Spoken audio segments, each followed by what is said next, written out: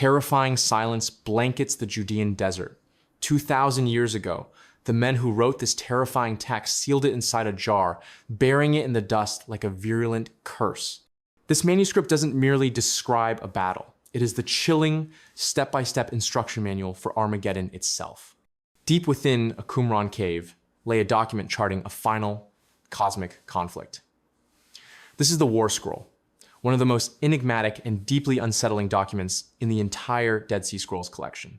It is not a history of the past, but a prophetic, meticulous instruction for a final 40-year war of divine vengeance. It charts the terrifying clash between the sons of light and the sons of darkness. From the precise measurements of the soldiers' shields to the terrifying, chilling text inscribed on their battle trumpets, this scroll reveals a hidden, dark, apocalyptic vision that shaped early Jewish and Christian thought. Prepare to descend into the meticulous darkness of the ultimate holy war. The objective of this script is to peel back the layers of historical and theological context to understand why this specific scroll was created, what it truly predicts, and its terrifying, lasting influence. The discovery of these scrolls, haphazardly found by shepherds exploring the cliffs, represents a dramatic window into a lost world of religious extremism. They offer unfiltered access to the mind of a group convinced that they were living in the final, desperate moments before the curtain closed on human history. The War Scroll, specifically, stands apart from the psalm fragments and biblical commentaries. It is actionable, demanding, and utterly steeped in the expectation of bloodshed. Its pages scream of an impending, violent reckoning, a purification so absolute it required divine intervention and military precision. It is the ultimate fusion of piety and paramilitary structure.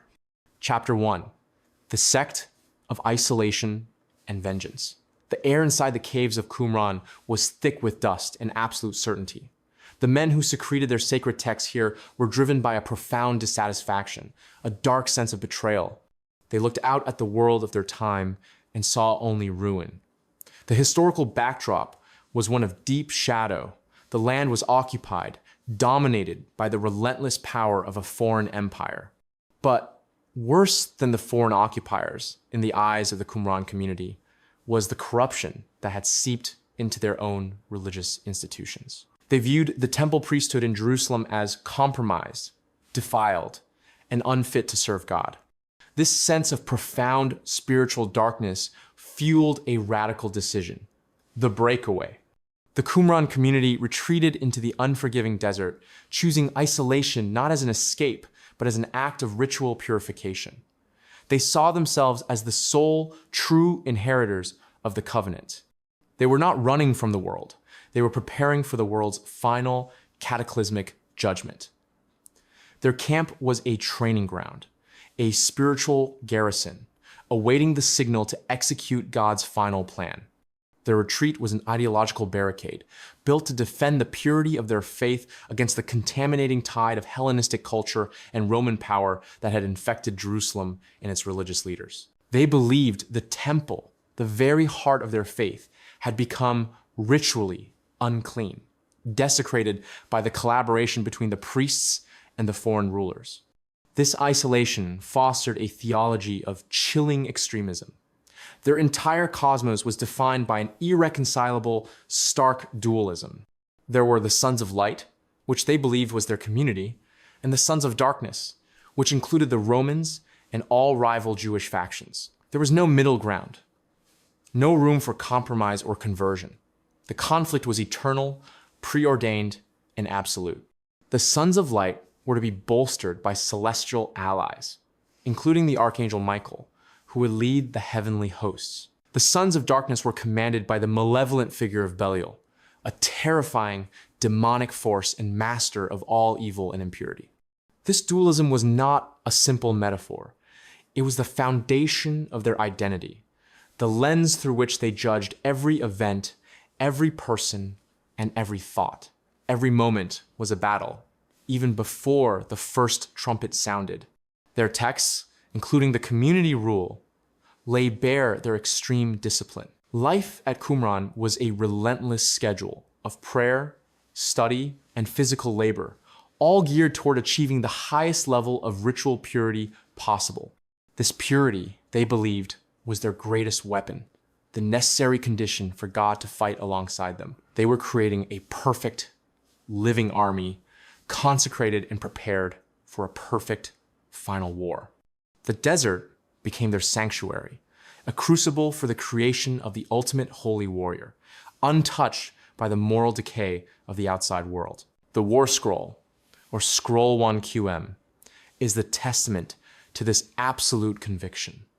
It is not a poetic dream, but a practical, literal manual needed to execute God's absolute will on earth. Its very existence justified their radical, extremist stance. They believed the only thing separating their grim, desperate present from glorious, total victory was their preparation and the signal from God to begin the slaughter. They saw themselves not as martyrs, but as active participants in the final divine cleansing. The document is an audacious fusion of prophecy and military strategy, transforming theology into an explicit, unforgiving war plan. This community's entire existence was distilled into this document, a waiting game for the moment of divine vengeance that would finally purify the earth of impurity and error. Every moment spent in Qumran was a drill, a practice run for the great and terrible day of the Lord. The scroll essentially serves as the culmination of their entire belief system.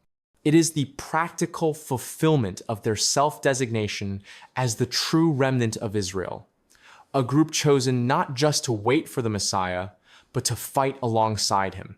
Their meticulous attention to detail in the scroll, the formations, the inscriptions, the purity codes, underscores their belief that God demanded perfection in the execution of this final sacred duty. Their isolation was not meant to last. It was simply the boot camp before the final invasion of the impure world. Chapter 2, the Manual of Holy War. The War Scroll's terrifying power lies in its meticulous design. This is where the scroll ceases to be merely a theological text and becomes a document of shocking, hyper-specific dread. It leaves nothing to chance, demanding military precision in the name of God. This is the ultimate weaponized scripture. The central concept is a devastating, multi-stage, 40-year campaign. This is not a single, decisive battle, but a phased war of incremental divine triumph, reflecting a larger cosmic struggle playing out over time. The scroll specifies that the first 6 years would be fought against local enemies, followed by 33 years against all nations, culminating in the final climactic year against the Kiddim. The detailed structure of this 40-year plan provides a crucial insight into the community's eschatology. They envisioned a protracted global conflict, not a sudden magical intervention. This time frame suggests a disciplined generational commitment to the military execution of prophecy, where the current community might start the fight, but their children and grandchildren would be required to see it through to the end. The scroll describes periods of rest and regrouping, indicating a sustained military effort governed by ritual calendar cycles, transforming logistics into a sacred undertaking. The battlefield protocol detailed in the scroll borders on the obsessive. It integrates military procedure with ritual purity, making the camp and the army an extension of the holy temple itself. Soldiers had to be of specific ages and without any physical blemish. There was an absolute prohibition on certain impurities within the camp, including those that would be considered common in a standard military unit. This was not just about health, but about maintaining ritual holiness, ensuring the army was worthy of divine assistance. The scroll instructs that no man may enter the battle line if he is lame, blind, or even aged. The army had to be spiritually flawless. Furthermore, the priests, the Levites, and their appointed commanders were given specific, highly regulated roles. They were to manage the distribution of supplies, the purification rites, and the communication of battle orders, all according to strict religious law. The very layout of the marching camps and the battle lines was to mimic the purity and order of the temple precincts, turning the entire military apparatus into a mobile sanctuary. Now we arrive at the most chilling details: the inscriptions and equipment. The scroll details the exact dimensions of banners, standards, and shields. But the true horror lies in the text to be written upon these instruments of war. The battle trumpets were not to blare a simple signal, but to proclaim a terrifying litany of divine judgment. Written upon them were phrases like judgment of God, wrath of God, and hand of God. The war banners, standards, and shields would carry similar chilling slogans, transforming every piece of equipment into a sacramental instrument of execution. The names inscribed are explicit and uncompromising. Names for the standards carried by infantry were to include vengeance of God, and the banners of the cavalry were to proclaim swiftness of God. This is linguistic warfare, ensuring that every object in the army broadcasted the certainty of divine retribution. The presence of angels and celestial beings is pivotal. The sons of light believe their victory is absolutely assured by this intervention of heaven. The battles detailed in the scroll are a terrestrial manifestation of a larger war occurring simultaneously in the celestial realms. The human soldiers are merely the earthly, pure vanguard of a divinely orchestrated slaughter. The scroll even describes the exact battle formations, including cavalry, infantry, and the ritual placement of the priests, who were to blow the trumpets of command. This complete and utter fusion of worship and violence creates a picture of total, unrelenting war, where every action is a ritual and every death is an act of cleansing. The priests themselves were not just morale boosters, they were commanders. Their presence and the sounding of the trumpets were the direct means of invoking divine aid, serving as the conduits through which the power of the heavenly hosts was brought to bear on the earthly conflict.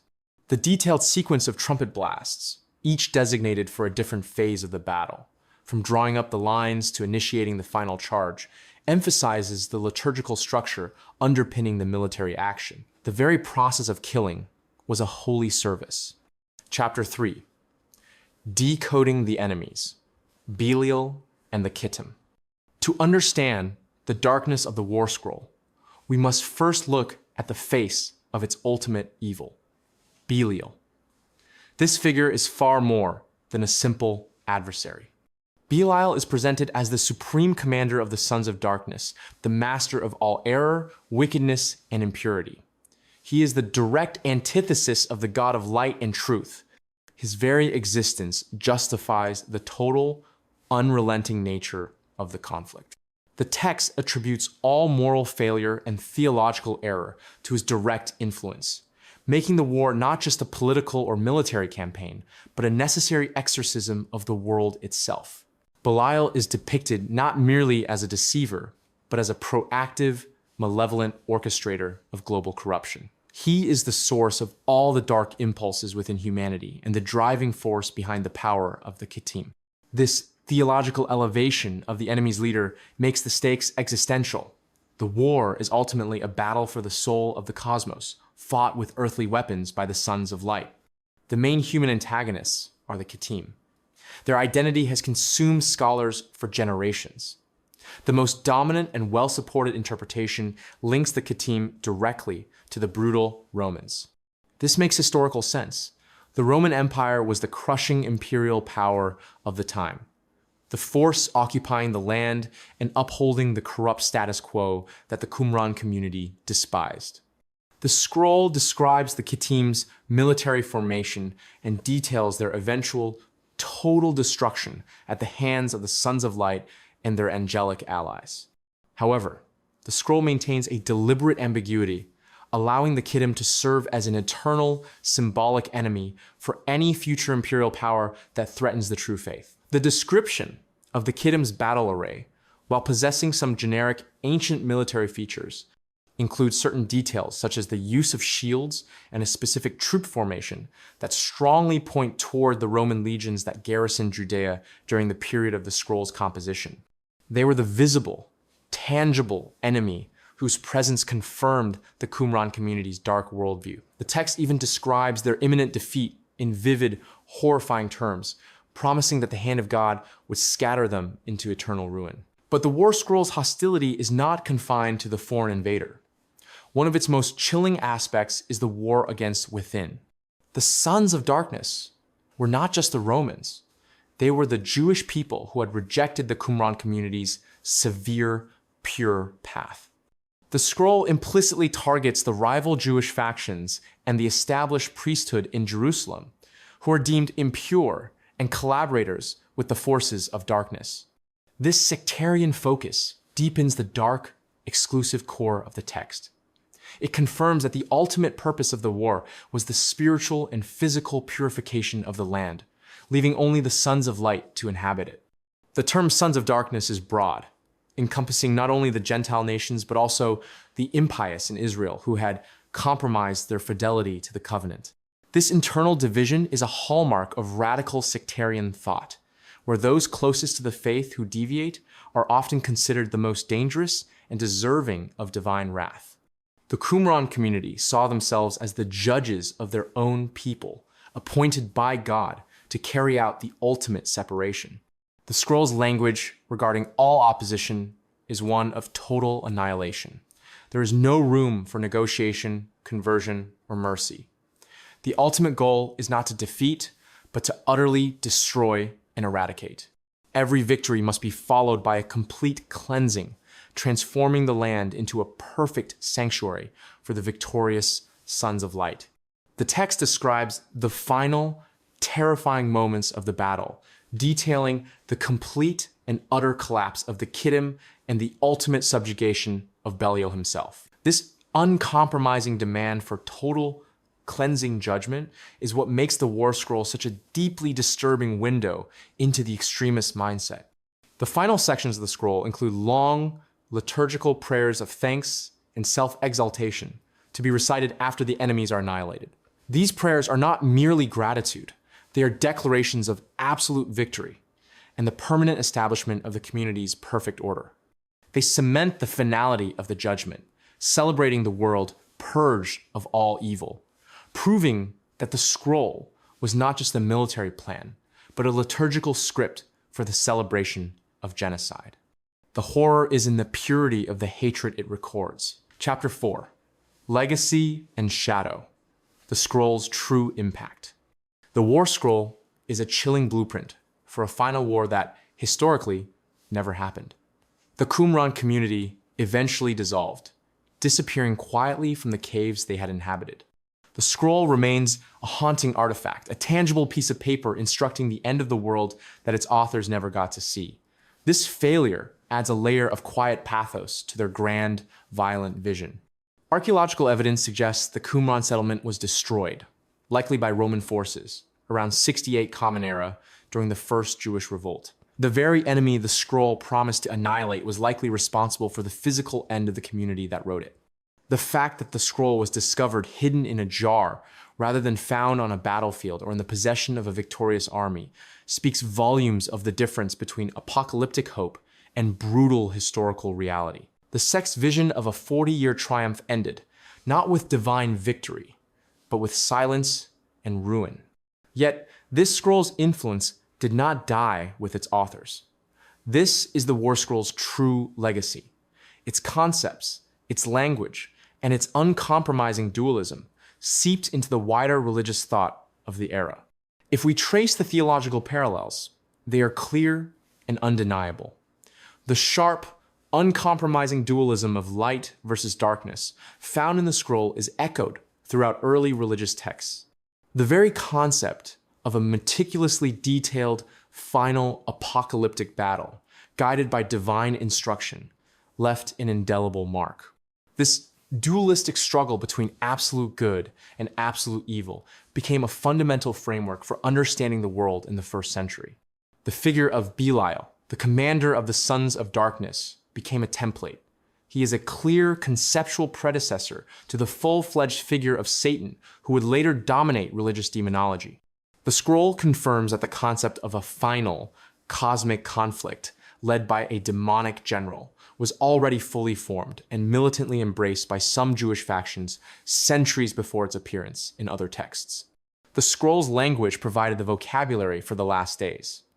The early proponents of other religious movements were steeped in this apocalyptic atmosphere, and the language of the scroll's terms, concepts, and scenarios were already circulating in the religious underground of the time.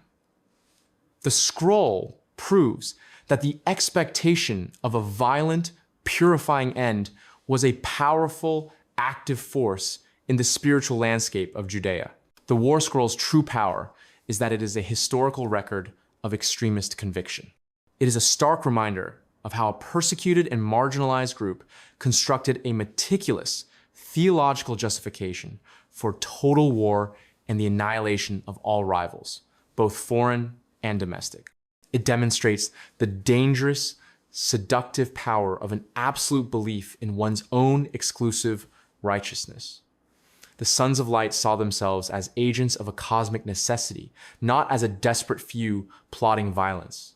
The scroll transforms their isolation and persecution into a mandate for global extermination. It shows how the certainty of divine favor can override human compassion, leading to the meticulous planning of utter destruction. The terrifying precision of the document is the core of its enduring shadow. It is a detailed plan for the execution of a holy war that brooks no dissent and allows for no survival outside of its own narrow, pure community. The final immersive thought is this: the War Scroll remains, 2,000 years later, a chilling piece of prophecy. It is a documented final plan, a chilling glimpse into the apocalyptic fervor that lies in the dark corners of the human spirit.